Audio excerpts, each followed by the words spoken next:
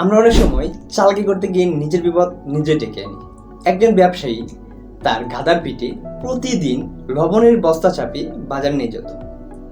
তো একদিন নদীর দাঁড় দিয়ে যাওয়ার সময় ওই গাধাটি পানিতে পড়ে যায় এবং লবণের যে বস্তাটা ছিল সেটা হালকা হয়ে যায়।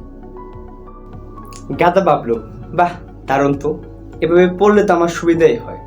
তো পরের দিন সে ইচ্ছে করে নদীতে পড়ে গেল এবং তার বস্তা হালকা হয়ে গেল। তৃতীয় দিন মালিক বুঝে গেল গাধাটির চালাকি। অতঃপর কি করলো, তার কাঁধে দিল তুলোর বস্তা। তো সেম গাধাটি কি করলো, ইচ্ছে করেই আবার পানিতে পড়ে গেল। উঠলো বিপত্তি, তার সে তুলোর বস্তা পানিতে ভিজে হয়ে গেল ভারী। সেই গাধার আর কষ্টের সীমা রইল না। সুতরাং এখানে মোরাল অফ দ্য স্টোরি হচ্ছে এই, যে আমরা অনেক সময় বেশি চালাকি করে নিজের বিপদ নিজে ডেকে আনি। সুতরাং আমরা যাই করি, যেটাই করি, কারো বা কোন ক্ষেত্রে যেন কাউকে কখনো ধোঁকা না দেয়। কারণ হচ্ছে অন্যকে ধোঁকা দেওয়া মানে